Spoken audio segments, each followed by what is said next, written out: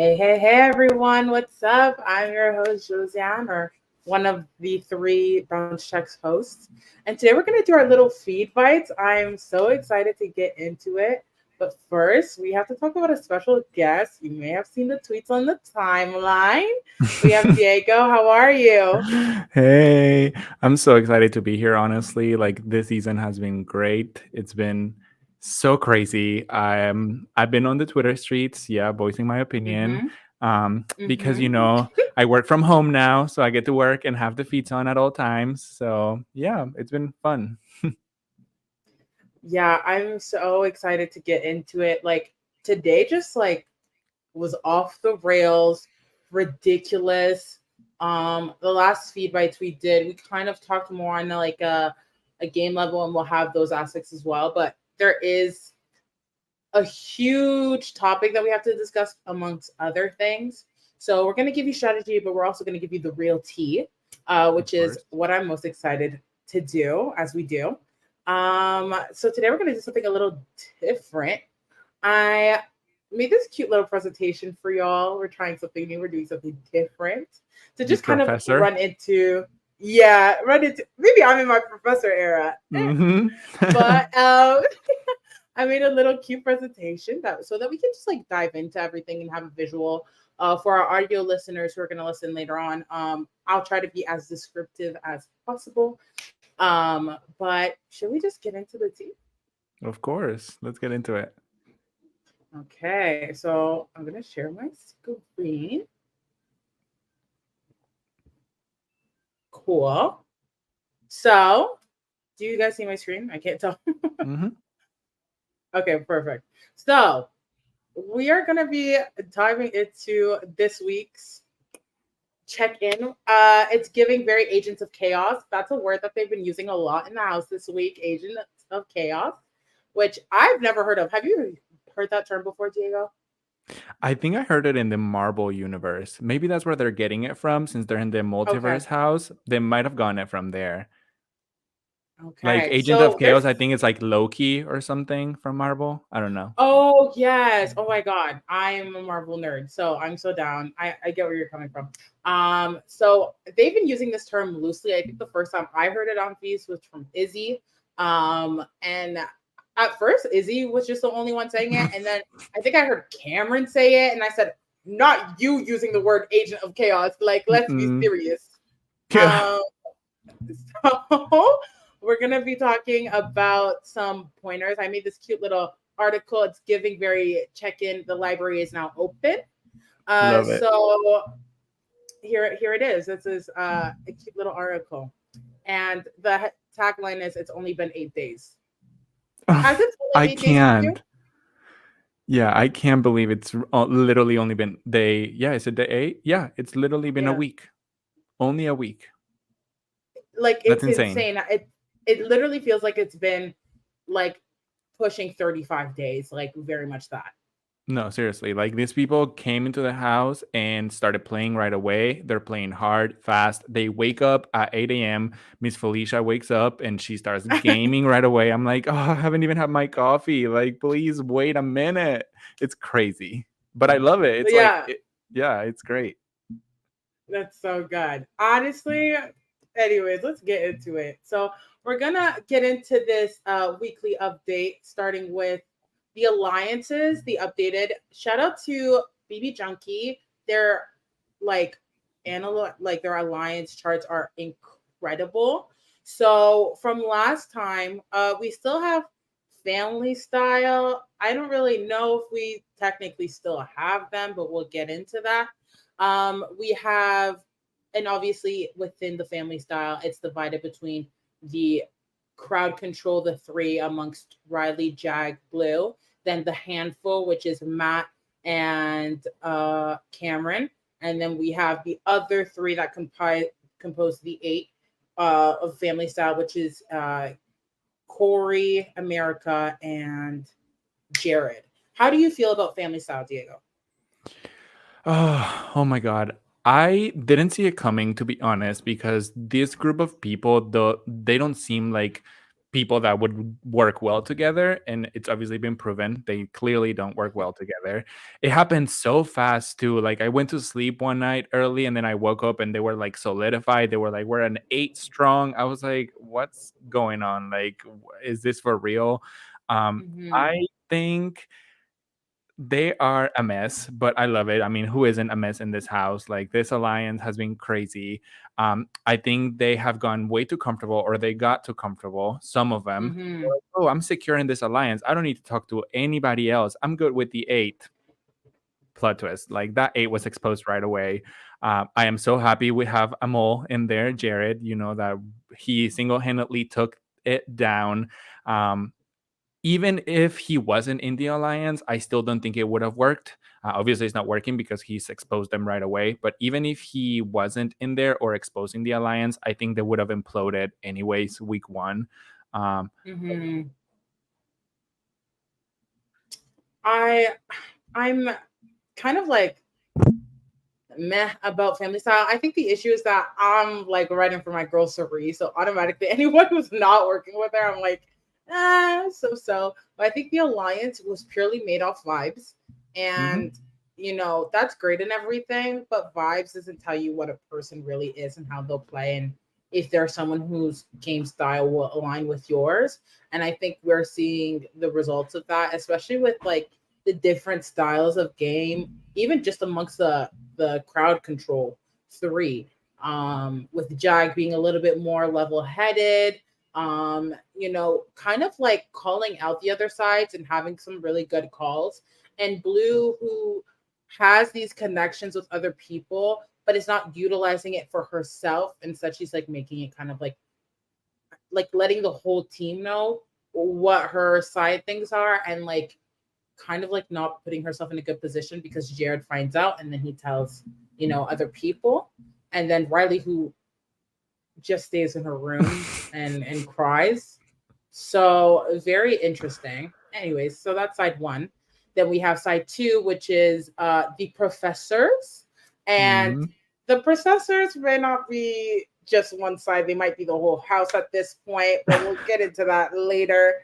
The side two has composed of the professors, which include Bowie, we have Felicia, we have Sari, Izzy, McCole, then we have Hisam and Red, who are part of the professors, but not the Bye Bye Bitches.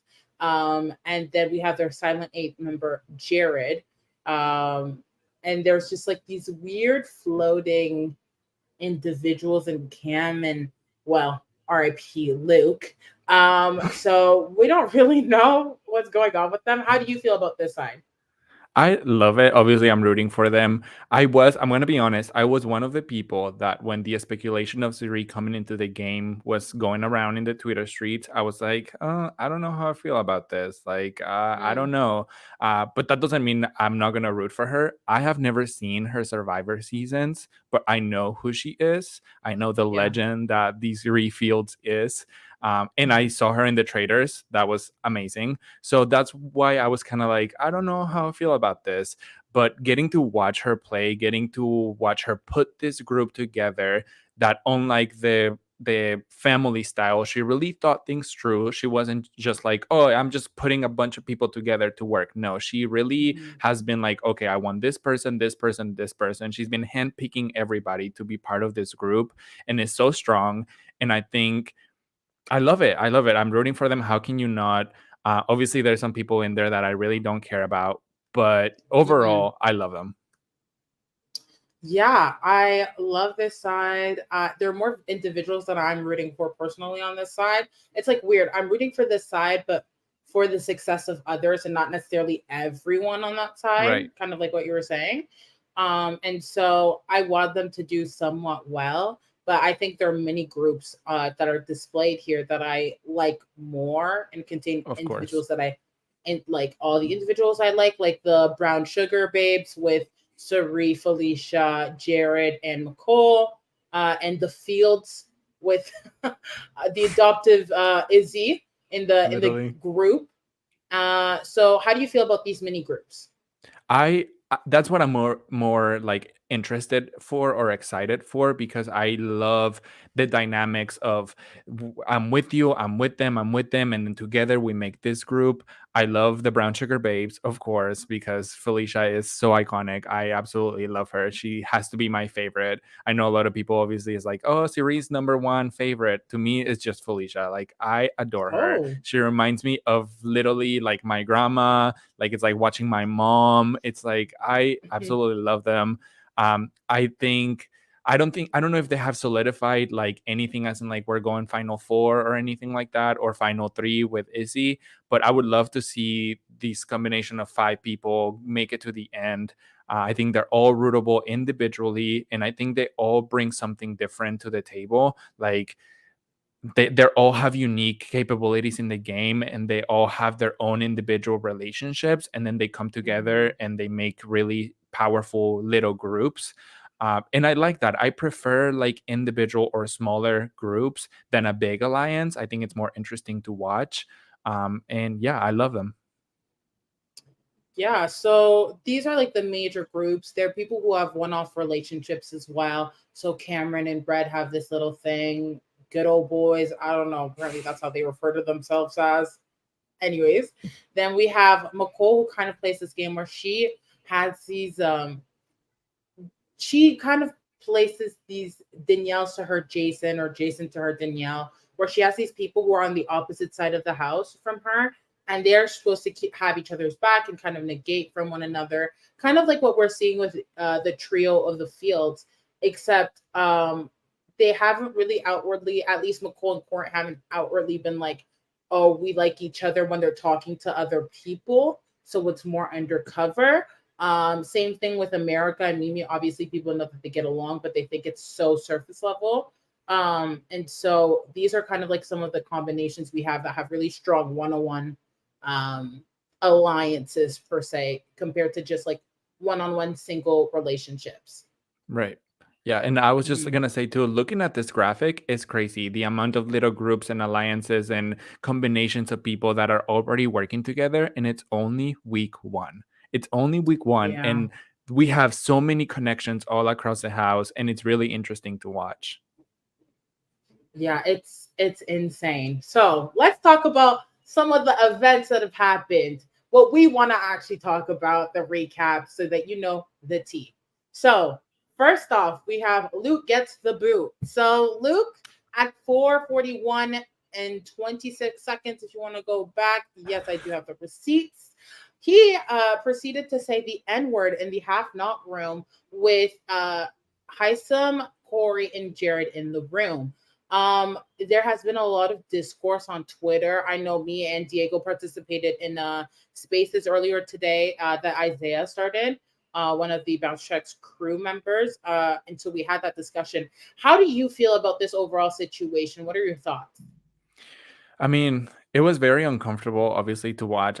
Woke up, I opened my Twitter app, and I saw it, and I was like, well, Big Brother is gonna Big Brother.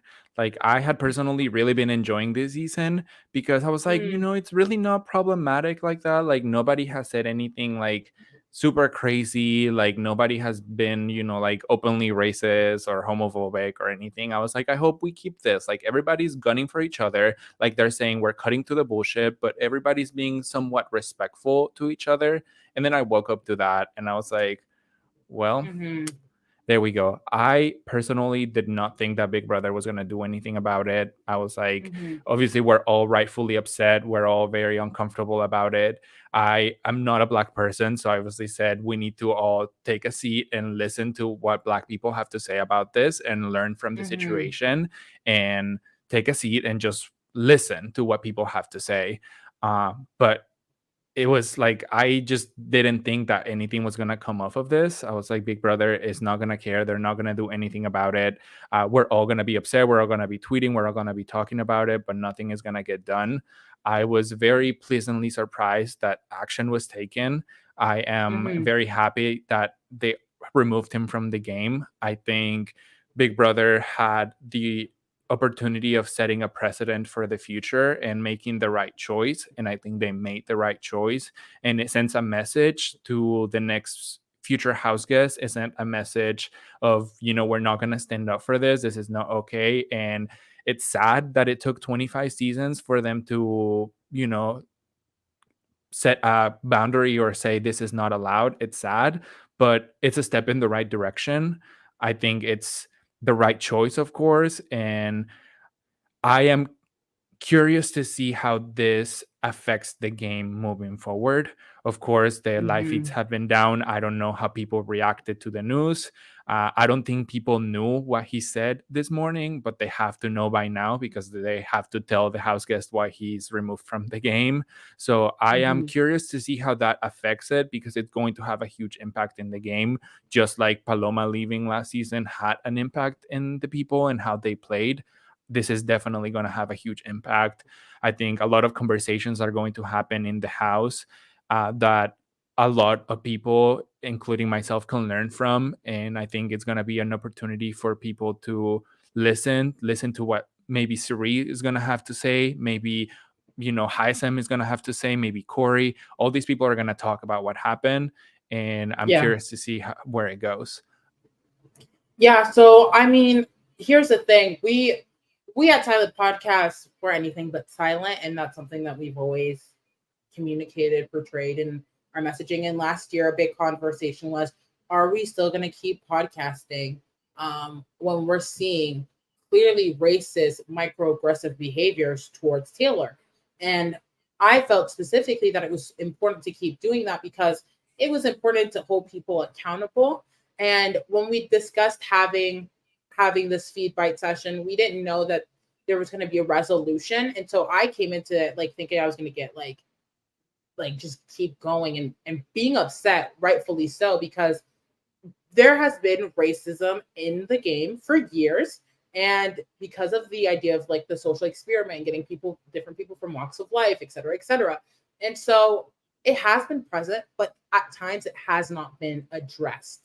And so I came into it thinking, it may not be addressed. And I saw in my timeline that 2 seasons or a few seasons ago, 22, people thought Memphis had said the N word, and so Big Brother released a statement saying, if a house guest does do that, I'm paraphrasing, um, that they would remove him. So I was somewhat hopeful that we would get a resolution, but based on the experiences in the past, we haven't received that. So ultimately, to hear the news that he was removed, I'm very happy. I'm very satisfied with that. I don't think racism should take place in the game, even if it's a social experiment, even if it's real life. You're putting strangers together in a house, and at the end of the day, they should be feeling safe. Right. And when you're throwing out slurs, uh, racial slurs or sexist comments that Luke has also made, and apparently has been somewhat insensitive towards Matt's disability. Uh, it just doesn't make people feel safe. And yes, it's a game, but they're all humans at the end of the day, and we need to respect them. And it's basic human rights to feel safe. And I feel like we put that at risk. So I'm glad that they took the action that they did. Um, I'm interested to see how they're going to portray this on the show. They said that they're going to address it on Thursday's episode. So I think us and the rest of the world, whether you're casual or a live feeder, will really see what we missed. Right. And I'm hoping that the way they edit it um, really educates viewers because this is not the first time we've had a Luke on the show Mhm. come in and say some things and be microaggressive. And I'm glad that we're taking a stand on this, and I think we're taking the right steps to this. Um, the other parties involved, Corey, Heistam, Jared, their reactions I'm not going to address because I feel like the main problem is Luke. If it Right. comes in passing, it'll come in passing. But at the end of the day, justice was served, and he will be held accountable, or he was held accountable, but he will even be more held accountable because I know the Twitter streets will have a few Mhm. things to say, and I'm glad to call these streets my home. Okay, so Right. um, I'm glad that happened, but I am curious what this means for people who are on the block, both Felicia and Kirsten. I'm curious if O'Reilly is going to be able to play for HOH. There's a lot of unanswered questions, and the fact that we have to wait until Thursday, I don't think feeds are coming back until that episode airs. Do you think feeds are coming back? I mean, I saw from Bella, one of the lot spoiler accounts that are out there, which I slightly trust. She said that they Mhm. might come back either later tonight or early tomorrow. But I'm curious Okay. to see. I personally don't see them bringing the feeds back because on Thursdays they're like already down anyways most of the day because they have the HOH lockdown and then they have the tech rehearsal and then they get ready. So I really don't see them bringing the feeds back until after the Thursday eviction. But I would like to see, the fall down of the house tonight. I don't think it's going to happen. I also wanted to mention that he will be held accountable because, like you said, the Twitter streets will make sure that that happens. And I wanted to point out, like, yes, this was Big Brother's decision to pull them out of the game, but in part, the fact that we as a community are very vocal about these types of things and are very Mhm. loud and outspoken about this made this happen. I know a lot of people and producers say, oh, the fan base is so toxic. They need to get alive. They need to get a job. I've had producers in my mentions telling me to like get a job and take a walk. But I'm like, baby, this is happening because we're being vocal about this. If we all Mm, just didn't say anything about any of the issues that have been happening, they wouldn't do anything about it. He wouldn't have yeah. gotten expelled. He wouldn't have gotten any consequences. And this is happening thanks to people being vocal and saying, we're tired of this. Like this has been happening for season after season after season. We couldn't even have a full week without racial slurs being thrown out there. Like it's Yeah. ridiculous. We're tired of it. And I'm glad that we are not letting them slide by. And I'm glad we're holding production accountable and asking them to do the right things. And I'm glad they did it. And I encourage everyone watching, and future watchers or whoever, uh, hold accountable the best way you know how. I wouldn't say go straight to hate, but at the end of the Of day, course. yeah, because everyone involved is a human. But at the end of the day, we need to hold people accountable, and we need to hold production accountable. And I think we did. But if you guys want to keep holding them accountable and finding actionable ways to do that, you do that, because at the end of the day, it is still your show. It's still your experience, and it's something you can relate to. A lot of these house guests are supposed to represent us, actually, because it's a microcosm of America. This for BBUS, and obviously for any other country and their franchise. So keep doing that. And I'm really proud of us as a community for standing together, even though there's discourse that happens and sometimes I don't agree. I think at least it's been done in a respectful manner, at least from what I've seen. So I'm glad that that's happened. And I hope that the remorse he didn't feel when he first uttered those words, laughing at Corey's reaction and making people uncomfortable, I hope now he gets a good dose of a wake up call and he feels remorseful afterwards. I can't wait to see the notes of apology and then laugh about it later, if it does happen. But he's a human. Hope he grows. Yep. Next on the docket, Izzy just wants to be like the other cool kids. So we saw Izzy kind of go ballistic, for lack of a better word, on the feeds. A lot of like eyes pandering everywhere, a lot of like movements, a lot of pacing and just running around. And obviously, watching Izzy is actually kind of exhausting. Like I'm sitting at home working from home and like I'm not doing much. And when I watch Izzy on feeds, I get exhausted. I can't imagine actually living with Izzy, but Izzy's playing the game. And we saw her really shift into a different gear because the alliance she originally had, and they were pulling numbers like Luke, who is no longer on the show.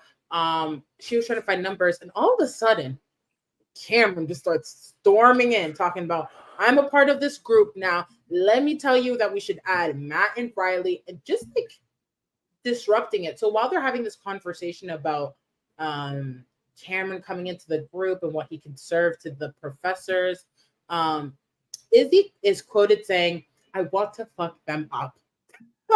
That's what I want. That is literally the words Izzy said to Cameron about his side of the house. So, how did you feel about this whole circumstance in Izzy this week?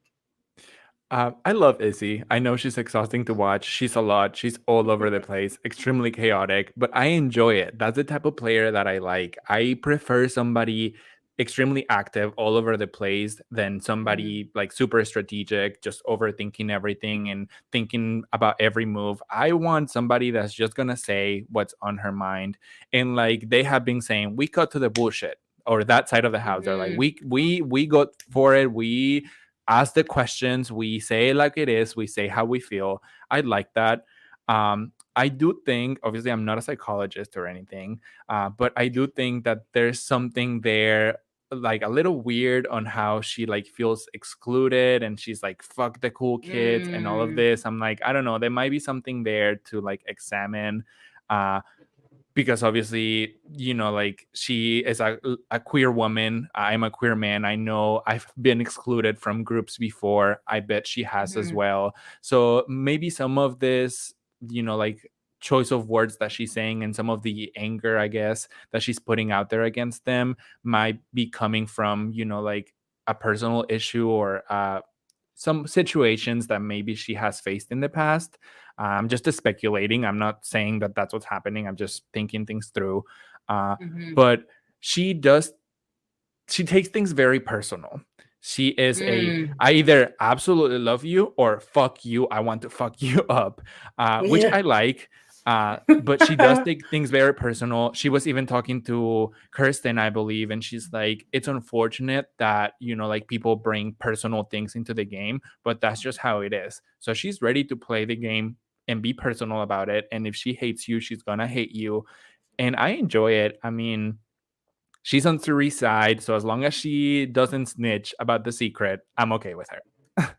Yeah, I think you hit a point in the sense where like clearly Izzy felt some type of way this week because I feel like a lot of people were underestimating Izzy, and I'm not going to sit here and lie and act like I haven't personally underestimated Izzy. Like during the cast assessment, like I was like, you're giving me vibes of specific other players that I've seen that haven't done too well in general, and I've seen some of the parallels for sure.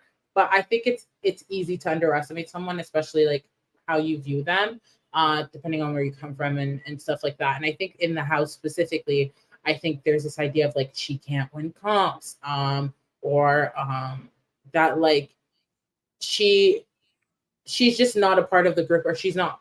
I think she feels like she's not valuable enough to be a part of the cool kids group, which has kind of been what it's been coined. Even we've heard Cameron call it that. And so I think Izzy already is a game player, but I feel like Izzy feels like she has something to prove, to be Right. like to you naysayers in the house and maybe outside of the house, like I can do this. I can be like a cop piece. I can win. I can be the strategist. I can exceed the expectations, the negative like expectations you have of me, and I can be better. And so I think we see that in her energy, and I think she's always constantly thinking of that, and I think that's her motivator and giving her that fuel, um, to like push it in the game. However, we've seen her break down a few times, and I think she's starting to feel like this burnout because it's still an emotional thing. I think it's not just game alone. It again, social experiment. So you have this emotional side and this game aspect side, and they're going together. And I think Izzy is fighting and like harder than a lot of people in the house, but it's also draining her and making her sad and like breaking down. Like today there was a clip of her crying and saying how much she hates Cameron, to Felicia, and she started laughing in her face, which like was funny, like on both sides, I guess. Like not making fun of the fact that she's crying. It's just like that whole interaction itself is just like really funny. And so I think that's a big part of what's going on in her mind. Obviously, again, we're just going based off what we've seen on the feeds, but I think that's where this emotion is coming from. She's like, I don't care how other people feel. When Cameron was talking to her about like how he feels he has to protect Riley, she's like, I don't care.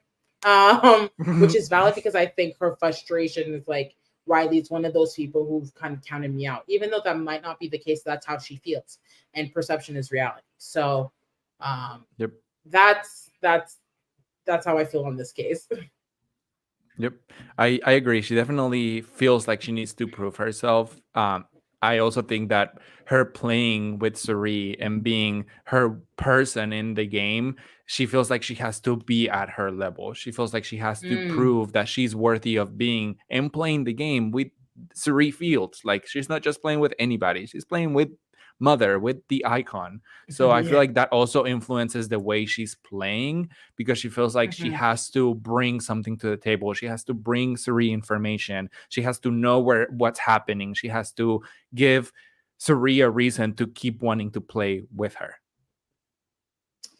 Yeah, so that's Izzy. Keep an eye out. If your team fun feeds like we are, definitely Izzy on cams is the one person you need to follow at all times. It just never stops unless we're in like in a big group. But usually Izzy's talking game and it's fun and entertaining. So that's your update on Izzy. Felicia can't keep a mic to save her life. This is just something funny I thought I would mention because it's probably going to be an inside joke from now on our side of things. Mhm. And so if you missed the feeds, like this is something you might not get to. But Felicia is on her fifth mic pack, if I'm correct. You know, we haven't seen feeds all day, so maybe she's on her sixth. Who knows? And so we saw her fall in the pool for the first time when they opened the backyard.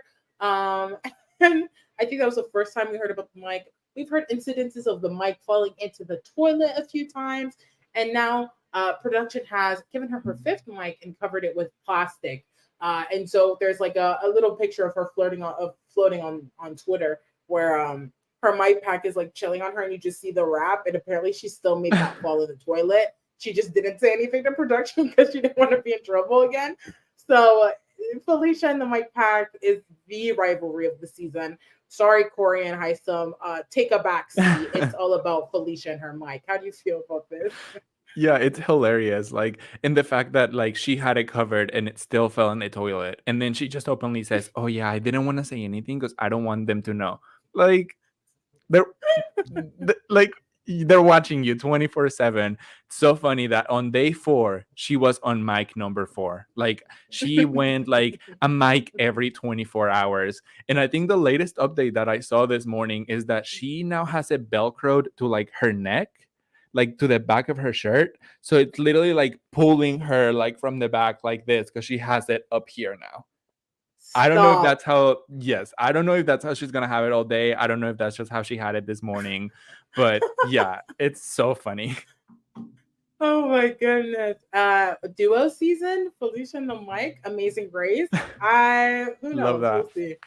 Our next topic on the docket is Cameron has a long lost daughter. The DNA twist is back apparently in the Big Brother house, and it's with Cameron and Riley. So Cameron has been Cameron in general has just been a mess. Okay, like this week, it's just been a lot.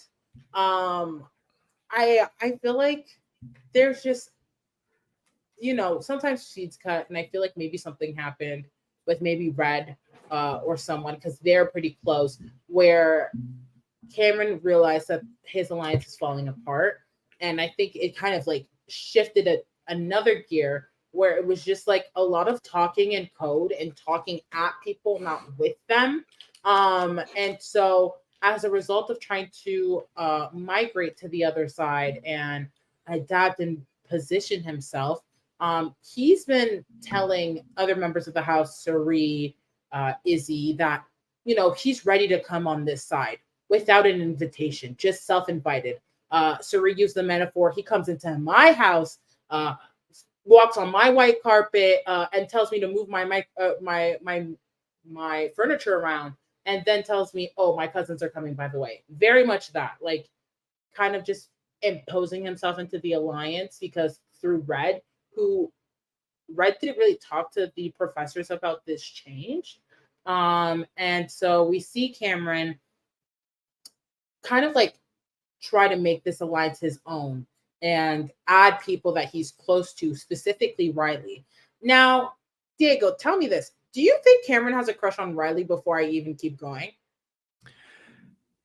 Yes, I'm gonna be real. I think it is. It's really weird and really uncomfortable to watch. And if you really watch the body language when they're around, it's really odd. And like, he wants to like give her a hug every like 5 minutes, and he like wants to get on top of her, and it's very creepy, and it makes me really uncomfortable to watch.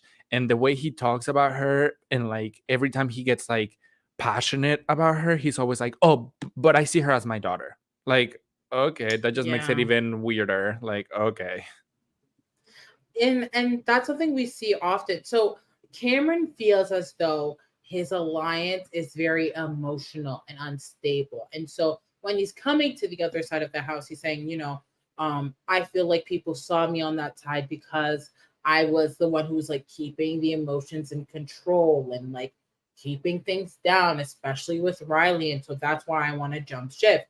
And I know that Riley is a good person, but I still want to jump ship and have her with me. And Cameron speaks very weirdly. First, he's condescending, like he talks in a manner that's just like makes you feel like you're beneath him, especially Hmm. when he's trying to migrate to the other side of his alliance where he should feel like he's at the bottom regardless.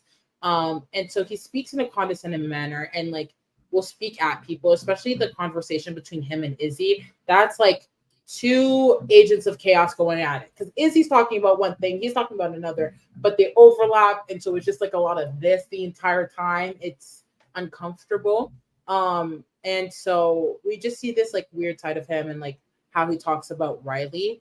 And when he spoke to Riley about the favors he's doing her and how she should be thankful that he's doing this for him because he's God's gift on earth, when he's having these conversations with her, um, he's like making up lies, almost like he believes it. Like he's saying, like, the reason you're a threat and people are against you is not because you made a whole alliance and everyone knows about it, not because you haven't gone out of your way to socialize with other people. It's because people think you're in a showmance with Matt. What? Like, where did that come from?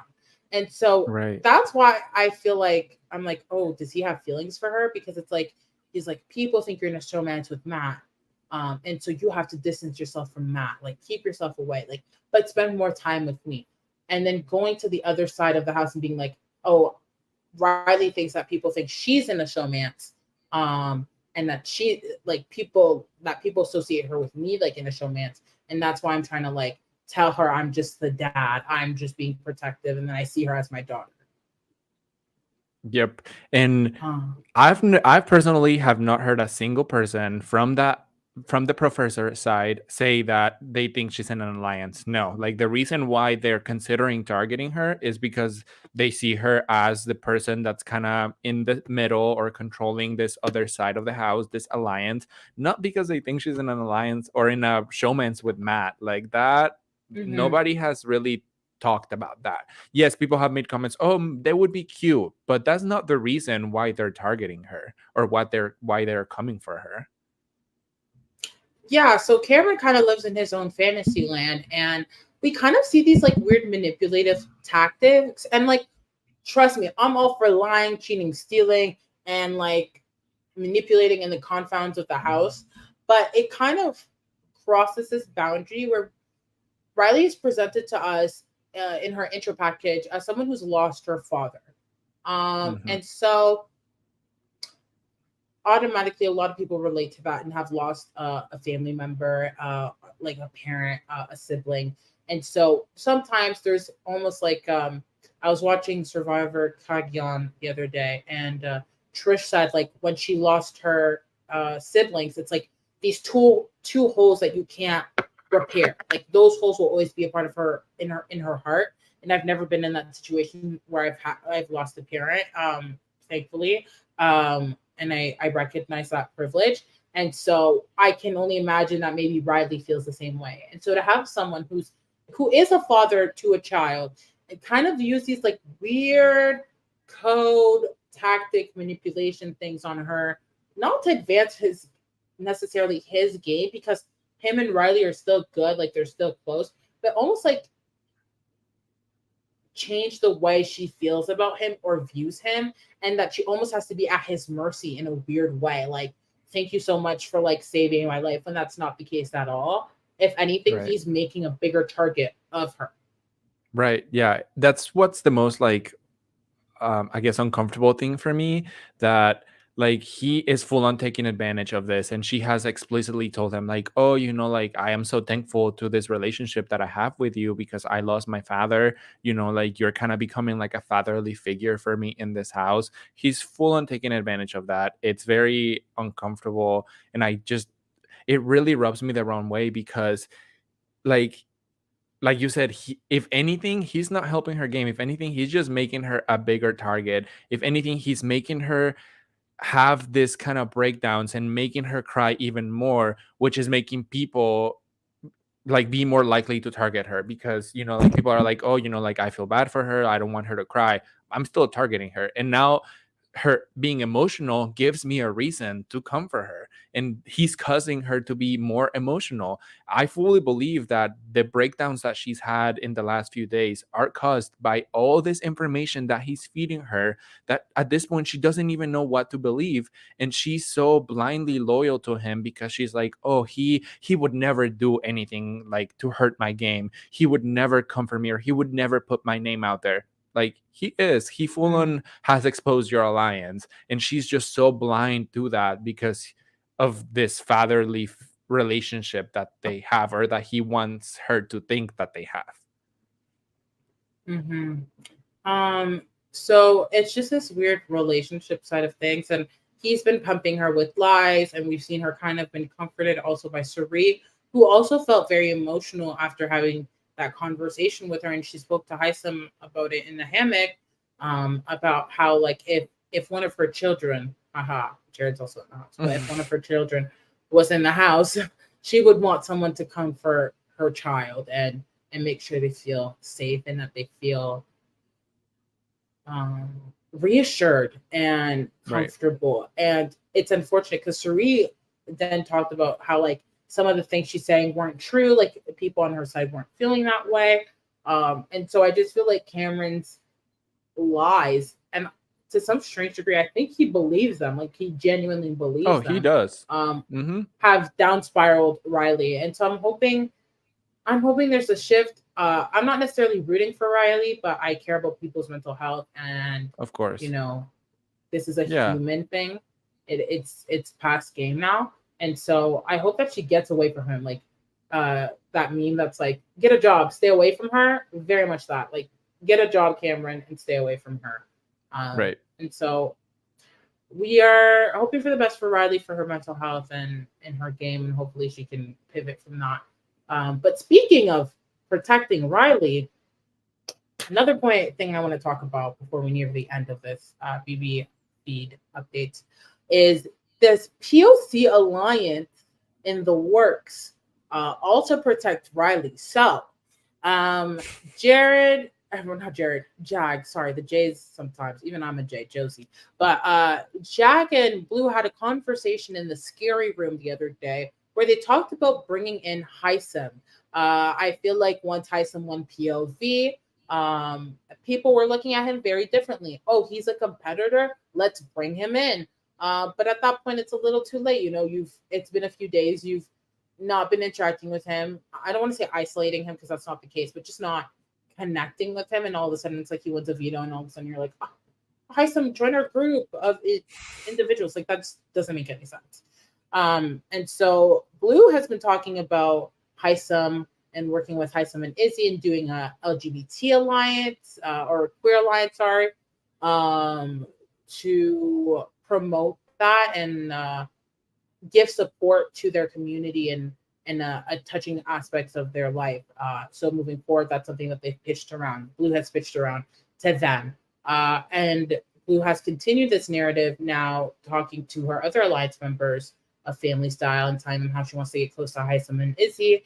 And so Jack suggested, why don't we make an alliance and make our cause that we don't want a white heterosexual to win this game. That's literally what he said. And so the idea of it is to create a people of color alliance with that narrative, only to use him to protect Riley. All of this was said in the feeds. How do you feel about this?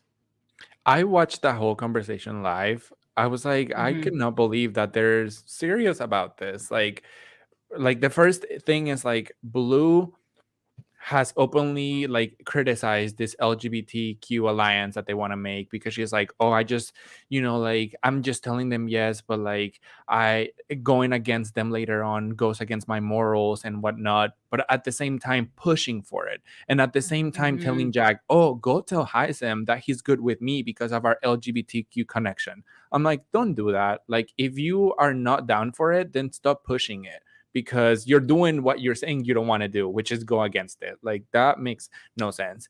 I also didn't like how Blue suggested to Jag. She was like, "Oh, go to High Simon and be like, we need to work together as brown men."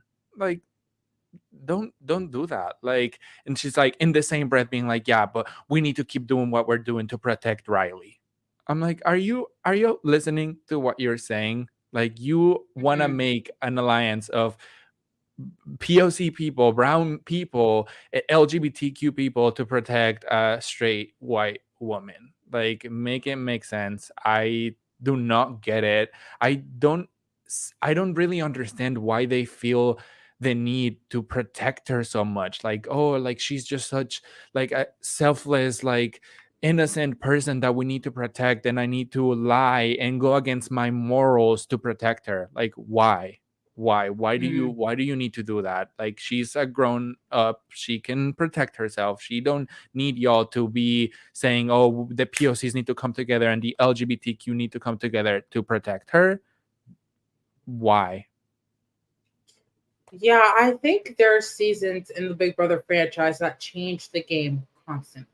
So, one of the most recent seasons that changed the game was season 16, with the winner Derek coming in and really forcing this big person alliance and how that gets to the end. So we've seen how that season has impacted and changes the game, and how people come into the house wanting to find numbers quickly, and making that alliance and steamrolling the season. We've seen it succeed in like season 22, for example. But what's great is we've then saw an evolution, or a pivot, taking that strategy but modifying it. And we saw that with the cookout, who had a mission in mind and put their individual games aside to have their first Black winner. That was the mission, that was the goal. And it changed a lot in the game. It made us get our first Black winner in Xavier.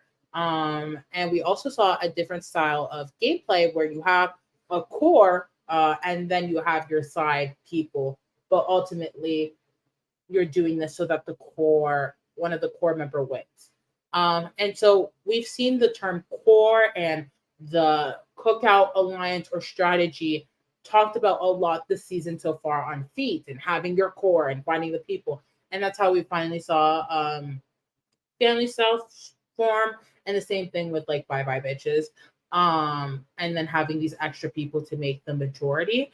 But they had, again, the cookout was done to push a mission forward.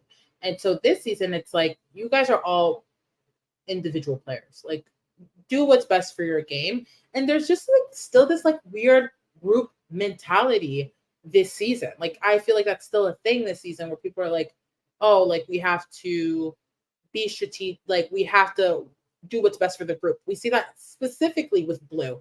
Um, Even though she's an individual player. And so because of that, we see these people kind of like take these mission statements and use them to their advantage to like manipulate other people.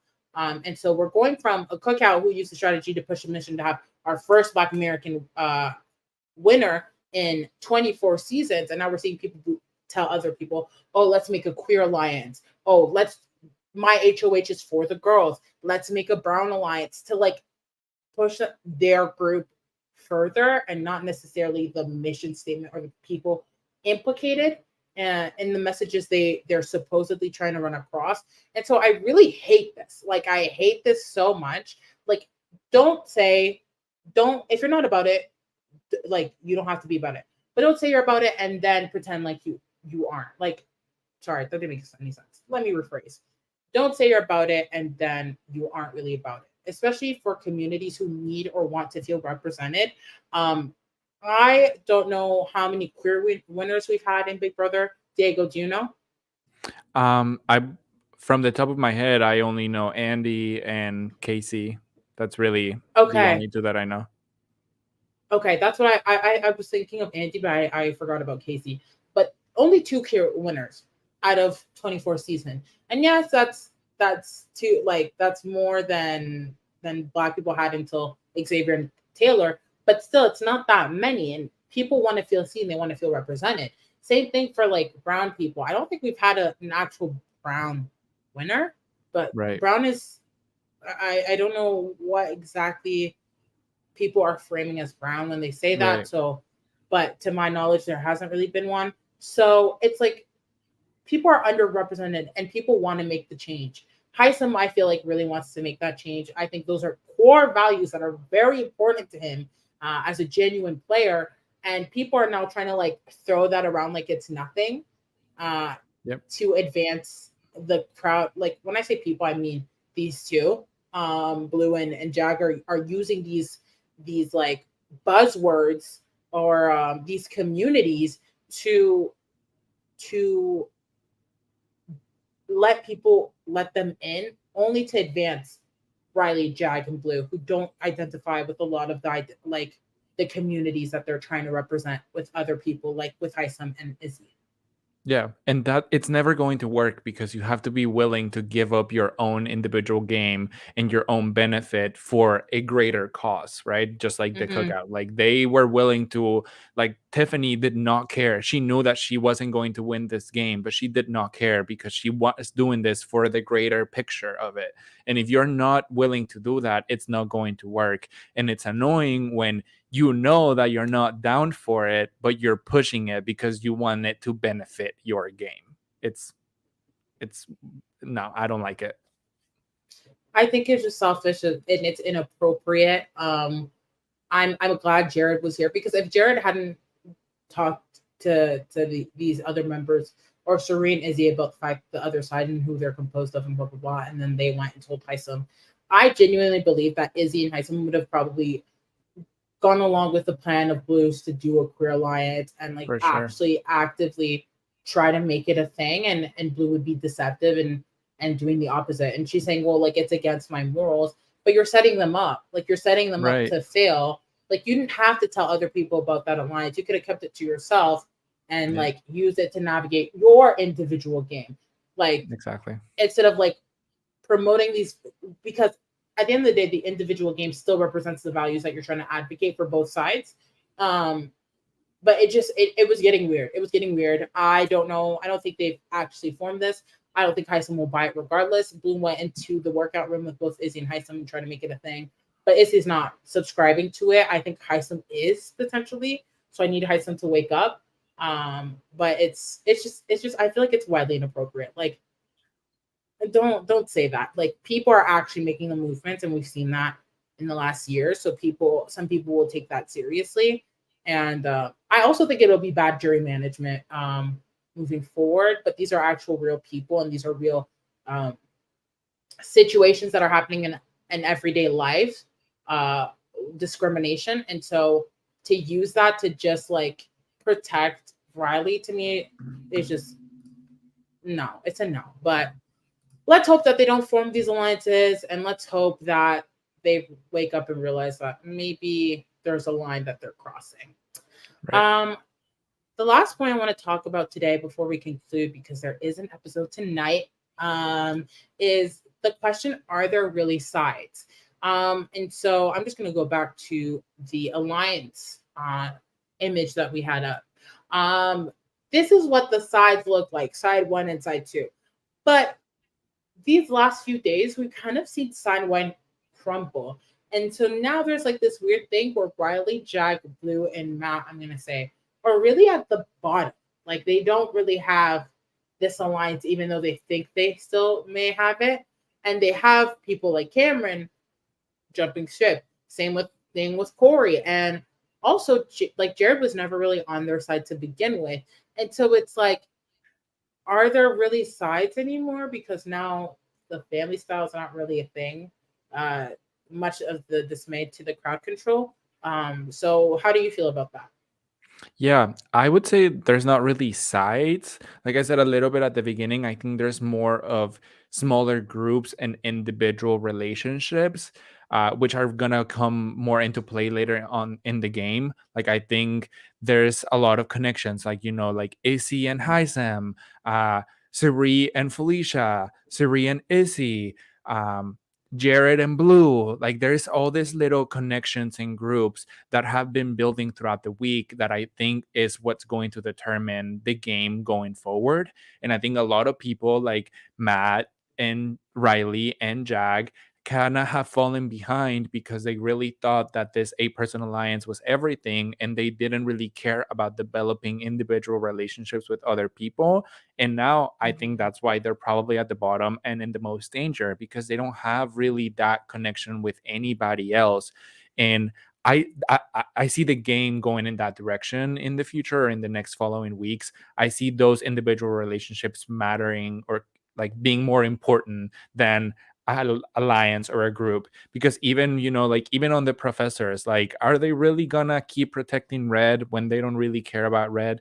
Probably not. They care more about their own individual groups or smaller relationships than the alliance as a whole, which I like. I don't like group mentality, and I really don't see that being a thing in the next few weeks. Yeah, I'm glad that you mentioned the red thing because even on side two, like there's mistrust. Like Yeah. there was one moment where Cherie walked into the kitchen and Blue kind of like freaked out randomly, and Bowie was there, and conversation stopped, and Red was there, and Cherie went into the comic room. She was like, What is happening? Like, what is going on? What are they doing?" And I think that was the first moment we really saw Cherie specifically kind of like distrust Bowie and Red. And I feel like it's been a snowball effect where we've kind of also seen that distrust grow. Like Cherie's like, how does Cameron know that more information than I do about specific things before me? Like the whole point of this alliance was to share everything and be transparent with each other. And now I feel like Izzy and Cherie definitely don't feel like that's being reciprocated with Red. And Bowie also is like really making connections. Apparently, I don't have my feed camera on Bowie. So apparently she connected with Jag a few days ago, which is like so random. I don't think it was actual game talk, but apparently Jag felt really good about having potentially Bowie be a person in his bubble is the term that they've been using. And so I don't think even the professor side of things is so strong. Like Right. McCall and Sari had a conversation in the storage where they were like, "These people are so dumb. Like, we're supposed to be an alliance, and you guys are doing this, that, and the next, like blah blah blah." And it was really funny. And then McCall had a whole monologue where she was just like, "These people are I loved stupid." it. Like, she is so funny. She's so funny. Like it was ridiculous. Yep. I love Nicole. I'm glad you're talking about her. I think she's super smart. I think she kind of has been taking a back seat, just kind of watching. But like I said, she's focusing on building individual connections with people. She's good with people individually.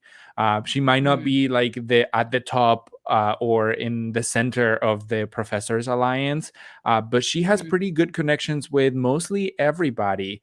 And I love her. I love that monologue. She was like, God, you gave me too much common sense. I need you to take some of it and give it to other people. I was like, Others, love that. yeah. She was killing me. She is hilarious. It's say McCall's like that. Corey, we also see kind of do that as well. Have these individual relationships with other people. He is trying with Hisam. Hisam is a not subscribed. He's not interested. He said unsubscribe me from the email list. Get it away. Maybe that situation with Luke could have changed maybe something because they both looked at each other and they were like, and then Like, did you walked just hear away that? together. Yeah. They're like, "Did you?" Yeah. Hmm. And so my hope is now that with Luke out of the house, and these sides both crumbling apart, I want people to have less of this like team group mentality and just play as individuals. Like Yeah. I want to see the individuality. I understand having alliances and numbers are important, but blah blah blah. But clearly y'all don't trust each other enough. The people you've Hmm. aligned with were out of necessity. Both sides did it out of necessity. Side two did it as a reaction to side one doing the numbers as a necessity. And so yes, like people get along, and as much as like side two is like the difference between our side and family style is that we got to know each other. It's like, yeah, you did, but you don't trust each other. You don't trust Fred. You don't trust Bowie, but you need them as numbers. And so we've kind of seen Sari and Izzy specifically talk about new groups, potential group of Sari, Izzy, Felicia, Jared, Corey, and I'm forgetting McCole, and I maybe America, but I'm not really Yeah. sure about her. Making a new group. So it's kind of a fusion of side family style and the professors coming together and maybe people who are more aligned game wise. So I'm interested to see if that really comes to fruition, especially with everything that's just happened. And I feel like the week kind of is resetting because Luke wasn't really connected to anyone. And so I'm interested to see what this means for the rest of the season. Me too. Yeah. And I hope that the mistrust makes people realize I'm just going to focus on the people that I absolutely trust and move on. And I know we didn't really talk about Kirsten, but I'm hopeful she's staying this week. I'm really hopeful that with Luke being expelled from the game, this eviction is canceled and she stays. And I'm Mm-hmm. really curious to see where she's gonna go. And it's probably going to be both sides trying to recruit her to their side. And I'm curious to see what side or what group of people she's going to choose to align with because she didn't really talk to many people this week. She kind of was like closer to Matt, a little bit to America, maybe even Nicole a little bit. So I'm curious to see where she goes if this eviction is canceled. Yeah, on Kirsten, if she stays, I think she is more likely to align with family style. Just because last night when I was watching feeds, she was hanging out with them, like she was at the hammock, and before that, she had got into a little tiff with Sari, Mhm. which I'll briefly address because there was all that discourse on Black BB Twitter, and people are talking about what it means to respect elders. Do elders deserve automatic respect just because they're older? Was Kirsten being disrespectful? Was Sari, blah, blah, blah. Ultimately, it's Black folks' business. So already, some of the think pieces coming from people that are not Black, immediate. This is not the space for you. This is not the Mhm. conversation for you. Um, but ultimately, everyone grows up different. For example, I grew up immediate you have a Black elder, you respect them. They're your aunt. In the I'm going to use the African French side of things, but we use the term tontin and tonton, and everyone gets called that. So I'll say like that's my aunt, that's my uncle, tontin, tonton, and it's like they're not automatically related to me because I'm calling them tontin or tonton. It's just like a sign of respect, Mhm. because they're kind of like family, and that's coming from me, who's a first generation Canadian whose parents immigrated here.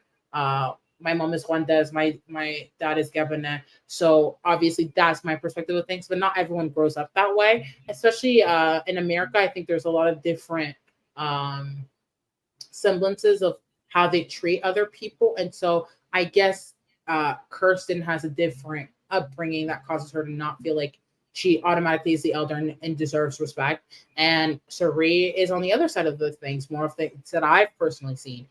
I don't think that means either of them are wrong, but they had a conversation.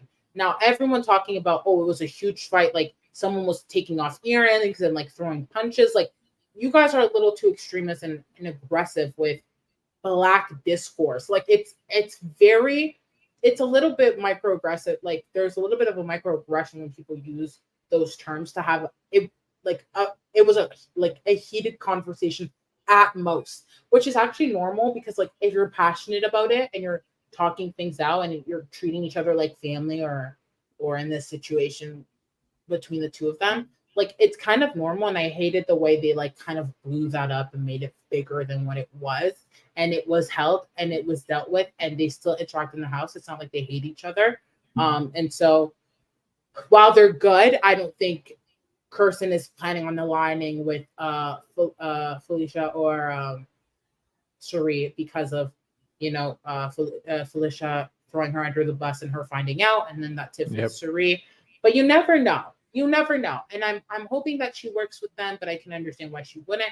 However, I think if Kirsten starts working with that family style, they're she's at the bottom. So Yeah, I she's hope that expendable.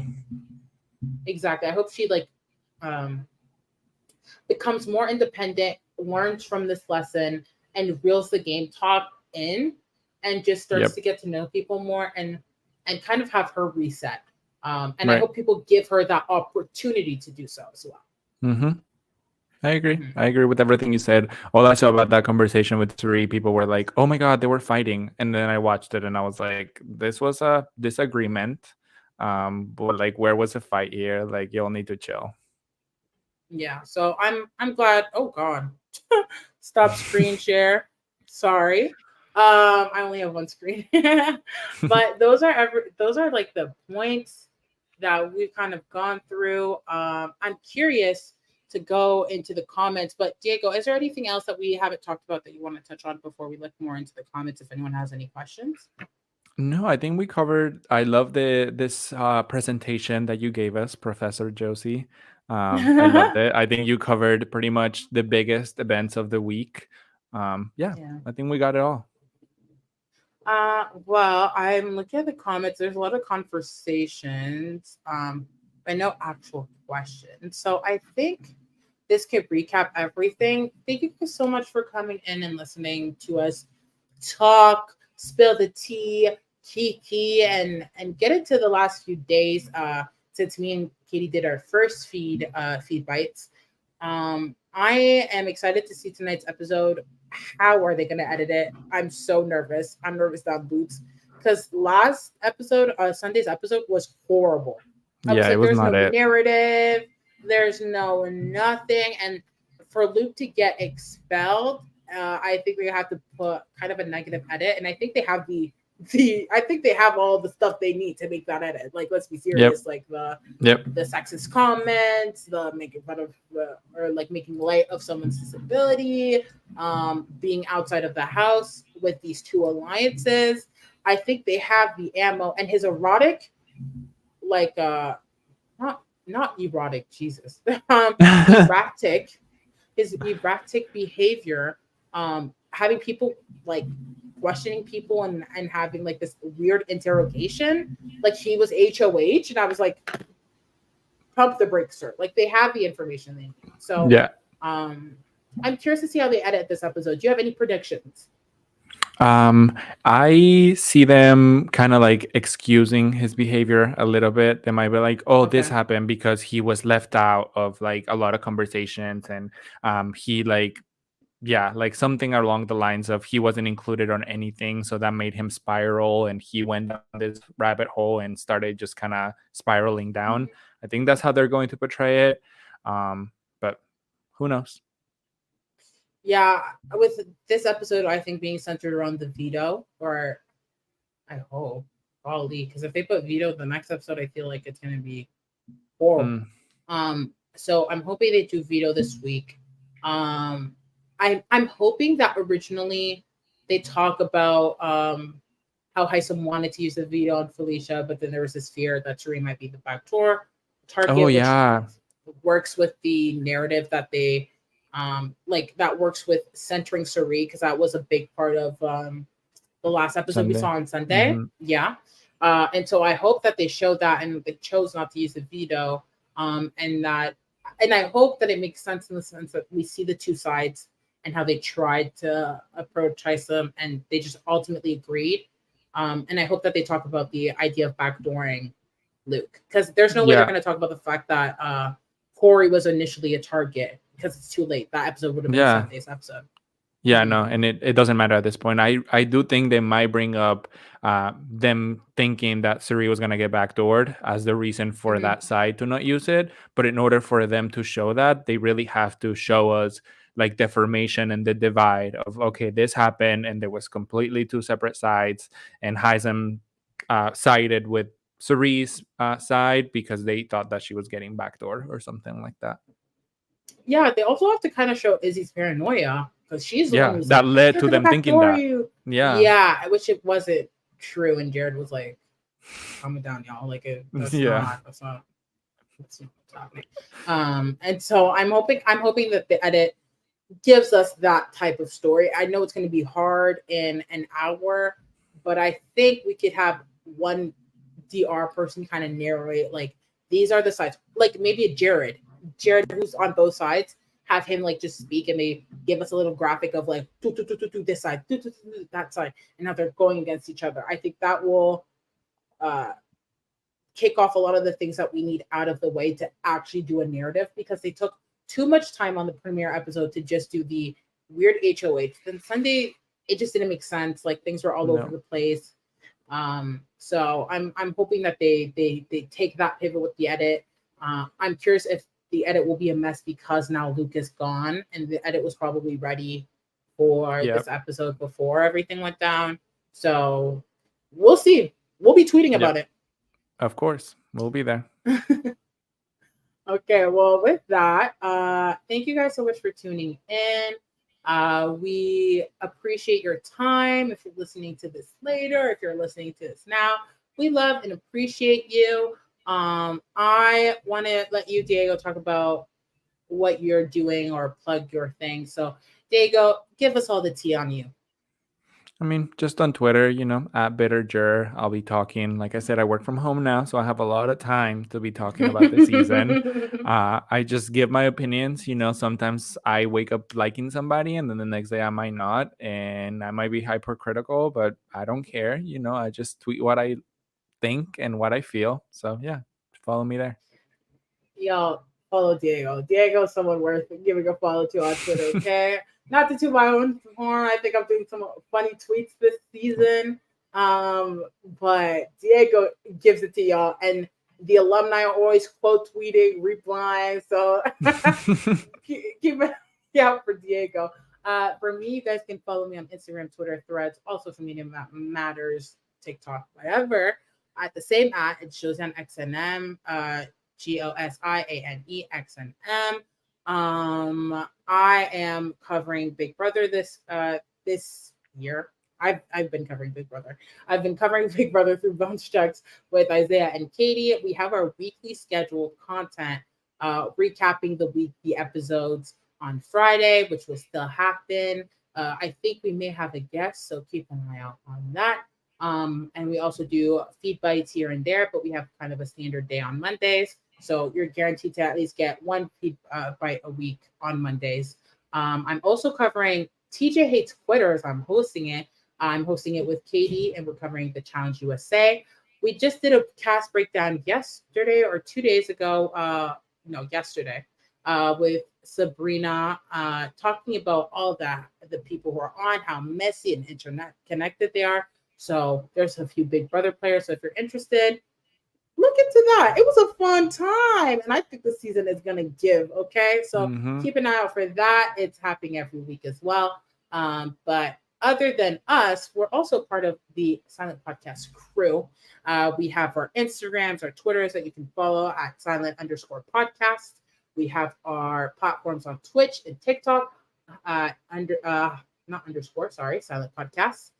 With an S, don't forget, like a Cindy with an S, but podcast with an S. And then we have Silent Podcast on YouTube. Like, comment, subscribe, please, y'all. Get into the content. The content is free. So why not give it us a like? Why not give us a comment? And why not subscribe? And if you're on our audio platforms, we're available everywhere. Give us a 5-star. If you don't think this episode was 5-star, which it was, let's be serious now. You can find another episode and rate it 5 stars. If it's not 5 stars, we don't want it. Thank you guys so much. This has been Silent Podcast. I'm Josanne. I'm with Diego. And have a great night. Bye.